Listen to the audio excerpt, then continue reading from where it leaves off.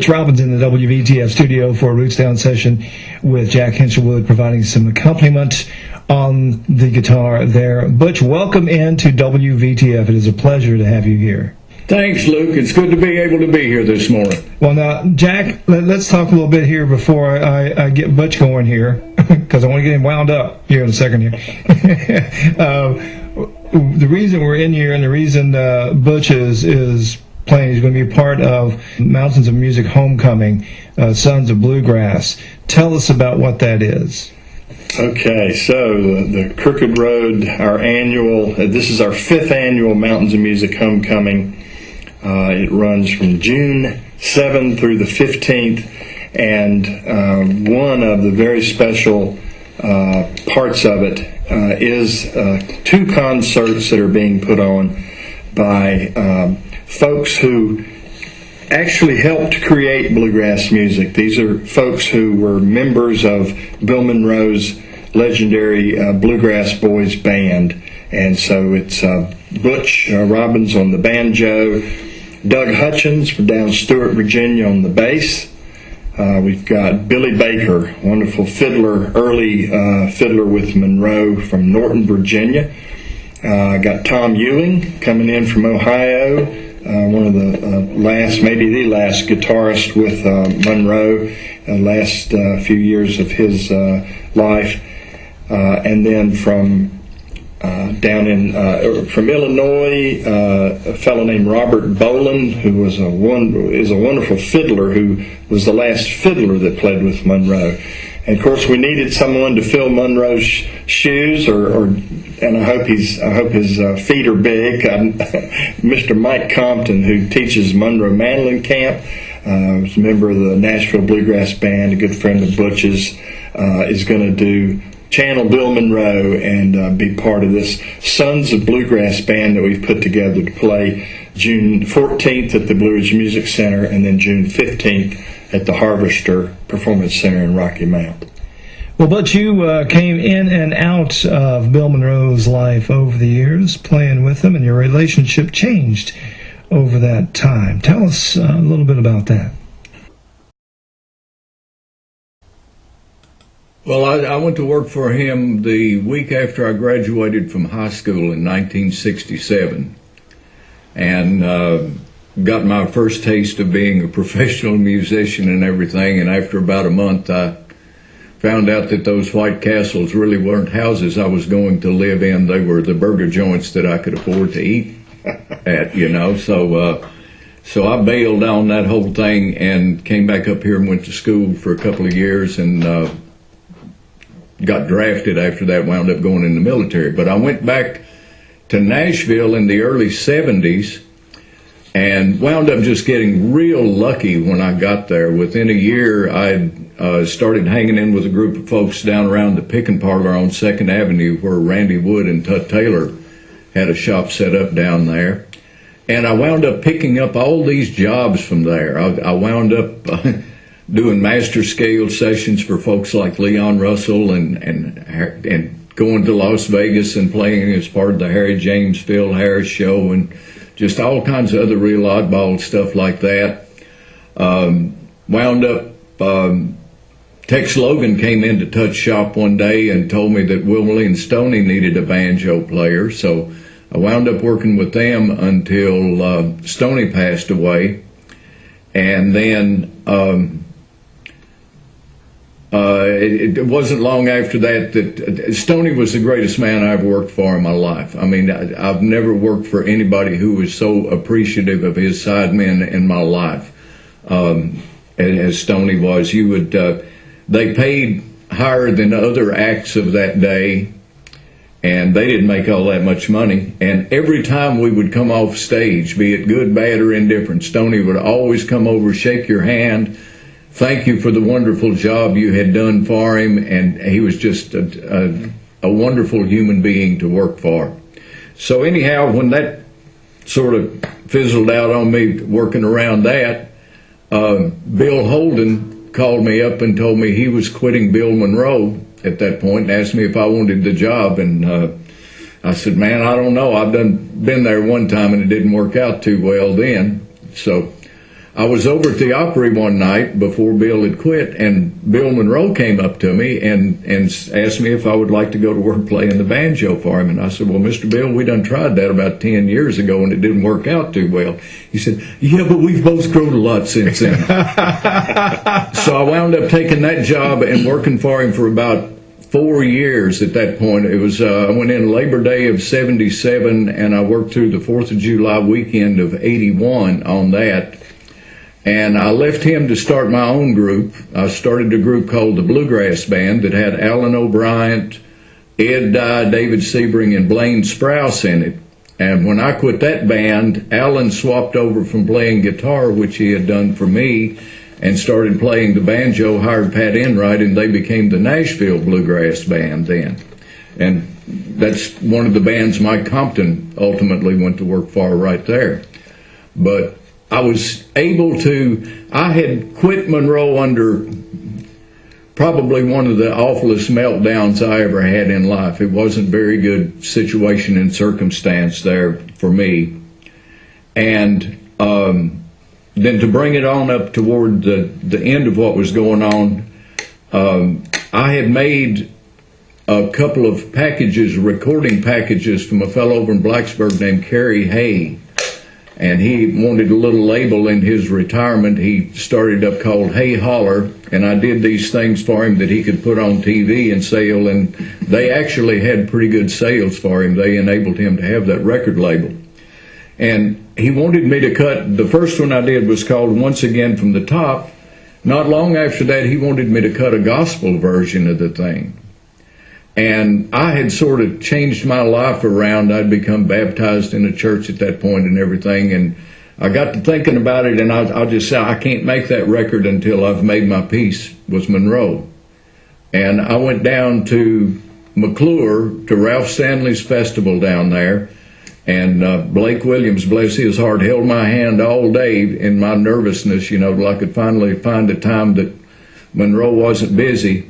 And I went up to him, and you know, when he was walking out of the door backstage, and I was standing in the door so he couldn't get around me, and he looked up and he saw who it was, and it was just like he had seen a ghost. And he said, well, what do you want?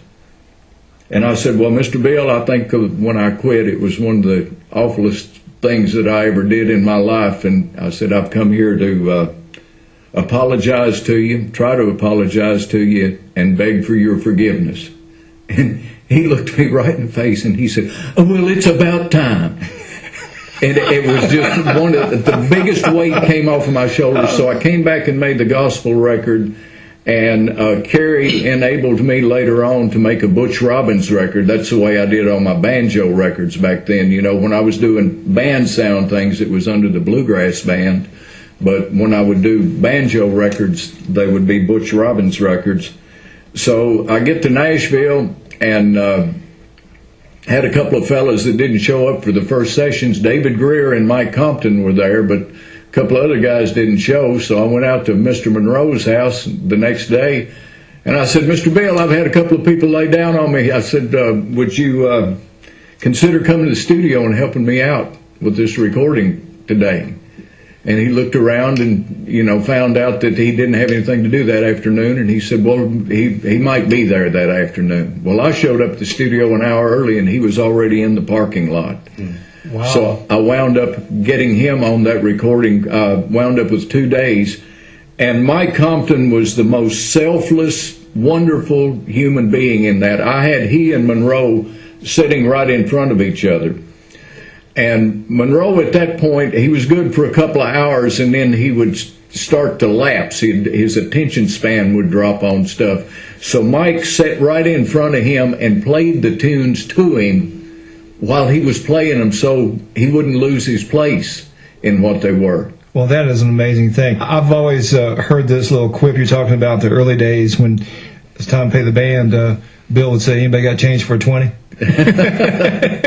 That was, I mean, you know, you got to realize, and when I went to work for him in 67 too, you know, times were hard for those guys then. The bluegrass festivals hadn't caught on. You know, there were only a few of them. Bill started Bean Blossom that year. I played the first Bean Blossom with him. And those guys were coming off a stretch from like 1957 up until that mid-60s there, it was, I mean, Monroe worked that first Fincastle Festival up here and paid the band. His contract said $250 on it. So, you know,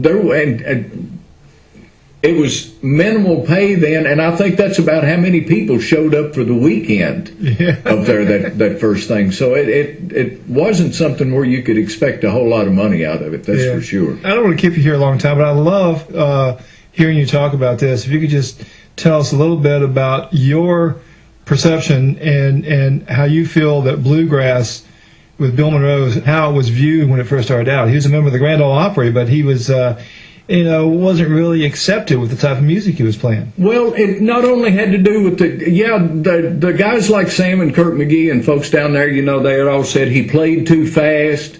He played in keys that other people couldn't play in. He sang in ranges that other people couldn't sing in. And so there was a little bit of professional jealousy there and happening. But Bill's personality didn't do him any favors. It's like I heard him tell the story of one of the first gospel songs that he had done on the Grand Ole Opry. You know, when an entertainer would be up to center mic and doing his thing, there was all kinds of other activity happening on that stage. You know, you used to hear some lady get up and sing a sad song, and you'd hear Oswald over in the corner like he was crying out, you know, the loneliness and all that stuff. And there was, like I said, there was commotion on stage. Well, Monroe had done this gospel song, and somebody had been raising a ruckus back there, so he walks back and gets whoever it was that was causing the ruckus by their lapels and lifted them up on the side of a wall and allowed, if anybody ever makes a sound on this stage when I'm doing a gospel song, I'll mop the stage up with them. Now, that's not the way you endear yourself to your fellow cast members. Is by threatening him and everything. He had a dark, brooding personality, and you know he was quite a healthy man back in those days and everything. Nobody really wanted to fool with him. So the whole term of applying bluegrass to his music is basically the way the announcers were saying he's not one of us. Saying he's playing that Kentucky bluegrass music. Yeah, they're playing that bluegrass music from up in Kentucky. You know, where most of the rest of the cast there, Acuff and all the rest of the guys there were Middle Tennessee, you know, Tennessee folks and everything. That was sort of a separator that came along for all that, to separate him from country music. And then along comes all these folks basically breathing life into the genre, and the festival starting and everything. It just had a rebirth. Well, it happened for him when Ralph Rensler discovered him. Ralph Rensler went to Nashville in the late 50s or very early 60s down there and basically took over as Bill's manager. He renegotiated his contract with Decca. There were 2 records that came out then, an instrumental album and another album called High Lonesome Sound. They were the first 2 records ever put out that had a listing on the back of the songs, the individual sidemen who played on the songs and where they had been recorded. That was something that Ralph added to the thing, you know, when he, like I said, renegotiated Bill's contract with Decca.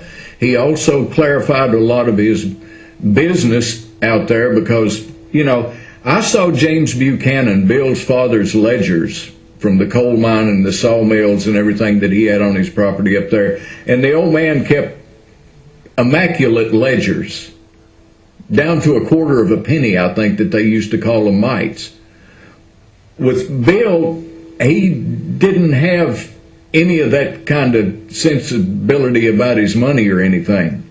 Bill Keith told me a story that Earl had told him during the writing of the Earl Scruggs instruction book when all that was going down, that Bill had gotten Earl Scruggs to go get him a bank account because he used to just carry his money around in grocery bags. So Earl goes down, sets up this bank account for Bill, comes back and gives him his checkbook and gives him his passbook for his savings, had a checking account and a savings account set up, told Bill, showed him how to write a check and everything. And Bill comes back to Earl in a couple of weeks and hands him a couple of grocery bags and says, go down to the bank and get me some money. I'm out of money, you know.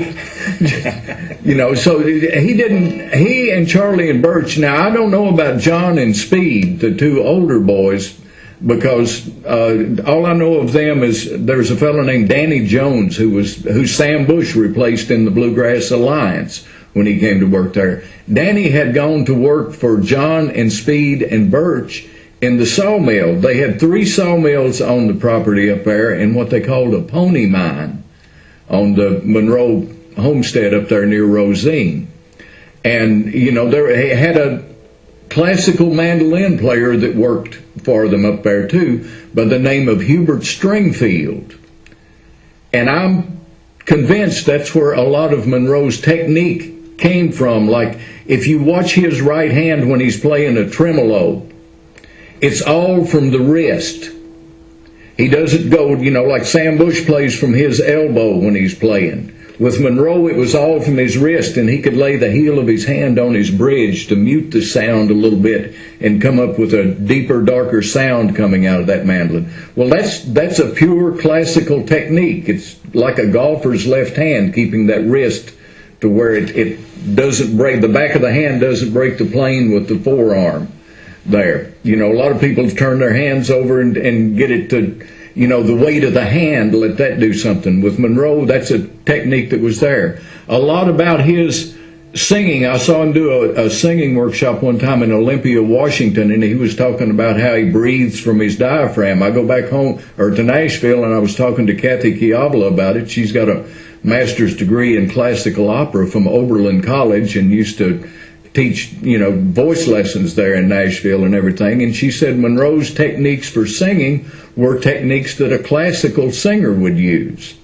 And I'm sort of convinced that a lot of that came from that fellow Hubert Stringfield, who worked for Bill's dad on the farm when Bill determined he was going to pick up a mandolin and play it. And I in my rambling now, Luke, I don't know where I am, so you'll have to get me back on track here. I'm enthralled. I'm just enthralled. But we're talking about how the bluegrass developed, the genre of bluegrass music, and how it developed early on with Bill, and then what happened with the rebirth of it, and where it stands today. Yeah. And that rebirth, what I was meaning to say was, after Ralph Rensler got his business organized for him, Carlton came along, Carlton Haney up here, and started these bluegrass festivals at Fincastle. He had 2 up here before he moved it to Berryville for the Labor Day show, and then he wound up moving the Labor Day show to Reedsville and putting the Berryville Festival on it another day when he started expanding out from that. But not only that, see what had happened in the late 50s as well, Bill had been knocked off his high horse as the musician around the Grand Ole Opry, because all of a sudden Ernest Tubb and Ray Price were in there, and they had these wonderful bands, that they had hired out of Bob Wills' Texas Playboys and everything. And Monroe didn't have that place where he was musically superior to those guys so much. But then all of a sudden he gets a banjo player to come down to him by the name of William Bradford Keith, and Farron Young heard him back in the dressing room playing Sailor's Hornpipe. So one night when Bill had finished his last song on the Opry, Farron Young said, we've been hearing this banjo player play, why don't you get him to play one? And Bill Keith played Sailor's Hornpipe on the Grand Ole Opry, and it had much the same reaction that Earl had back in 1945 when he first came there. And that got Bill's head spinning, because here's a melodic banjo player that come along and play. So Bill started working his way back into fiddle tunes. Then he gets, not too long after that, Richard Green comes into the band, who Stephen Grappelli said was the greatest jazz violinist the North American continent ever produced. Peter Rowan was in the band at that time. A wonderful banjo player from up in the D.C. area by the name of Lamar Greer, who was like Rudy Lyle on psychedelics. I mean, he played some of the bluesiest things, like in Blue Night, the tune Crossing the Cumberlands that came up. And the more that they came out with these intricacies of these fiddle tunes and everything, where, the scope of the music sort of narrowed, because all of a sudden the banjo was playing what the fiddle was playing, what the mandolin was playing.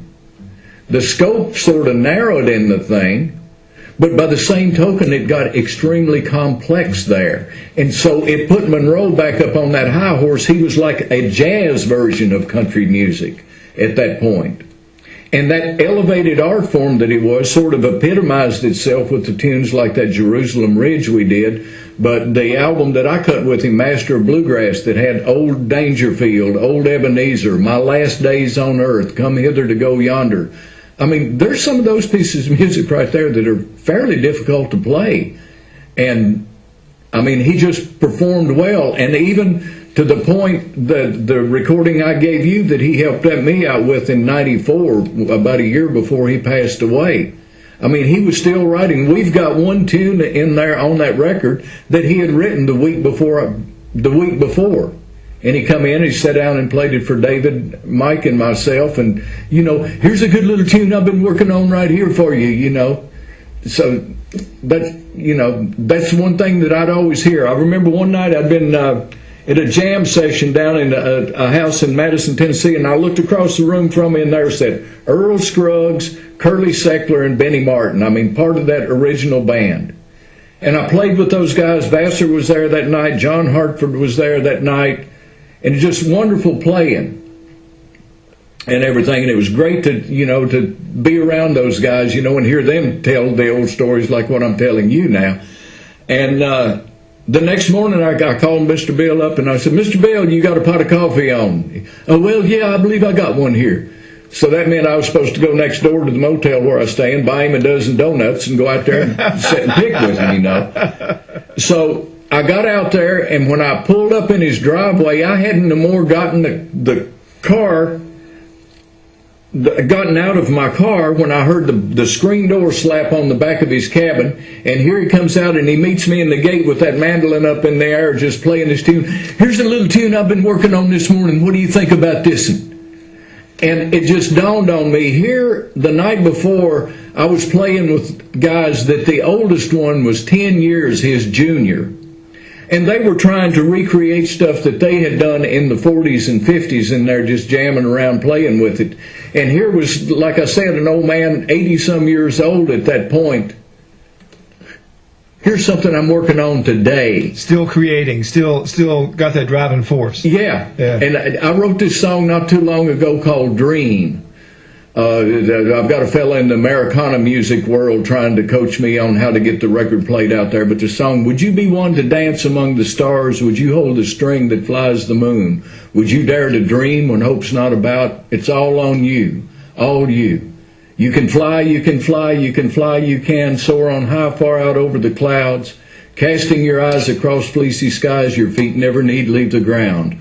Weave your dreams, make them real, your illusion revealed. Stand you bold in the midday sun, when no shadows cast before you're past the blessing you are, you've become. Now dream.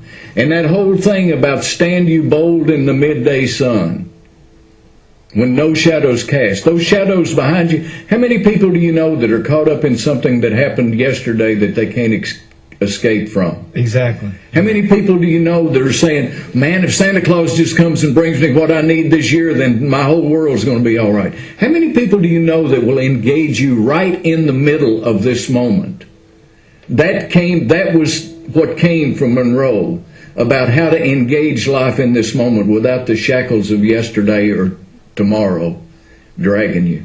Oh my God, that's beautiful. The way that you said those lyrics, you could just do the spoken word of that thing. That was beautiful. You should go down to a poetry slam down in Nashville if they have one. Well, anything I know about the creative world that I'm in, and I had friends who just tried to write. They didn't, Leon Russell was one. He turned out being a good friend to me through my career. And he was constantly trying to write standards, like This Masquerade or A Song for You or some of those things. He was constantly trying to do that. With me, the songs and the music come through. I'm not trying to do it. I mean, I've tried to run from this banjo ever since 1983. I quit for nearly 10 years. Kerry Hayes, the one who got me back into playing. And on those first records, we had Sammy Sheeler hired to come in and do those. And Sammy wound up with a job which took him to Europe, and I couldn't find a local banjo player up here. I just had to get down my metronome and relearn how to play again. But it's something, when that stuff comes to me, it's just, I have no concept where it comes from, but the lyrics like that, the thoughts like that, the tunes that I've written, be it 40 years late or any of the tunes that I've ever written, I can't really explain how those come through me. I know it's nothing that I'm able to physically contrive on my own, or just saying, oh, I'm going to write a tune now. It don't happen like that for me. It just doesn't. Wow, amazing. Well, let's do another song here. All right. Well, when Bill Keith came into the band, he changed the music a lot, but he also changed fiddlers' conventions for banjo players. All of a sudden, he only recorded 5 tunes. He recorded Sailor's Hornpipe, Devil's Dream, Shenandoah Breakdown, Salt Creek, and Santa Claus were the 5 tunes that he did. But that was the explosion right there that ushered in this elevated art form that bluegrass became in that world. So I'm going to play one of the tunes that they did on those sessions, and this became one of the first ones that started being played around Galax and Union Grove and everything, because it was one of the easier ones. I understand when they went in the studio, Doug Hutchins, I think, was telling me that they called up Rudy Lyle and got Rudy to play it. It's something Monroe had written in the 50s while Rudy was in the band. So he plays the tune over the phone for them, and this is what they went in the studio and worked out right here. And I hope I can do it this morning.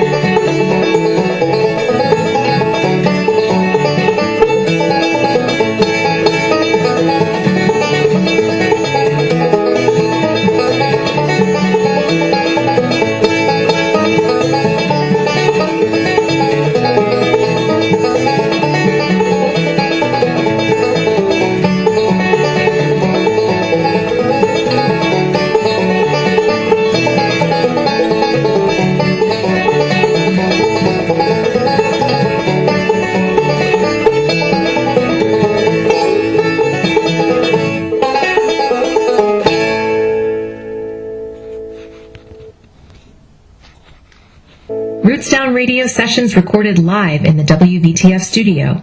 Search Rootsdown at WVTF.org. Well,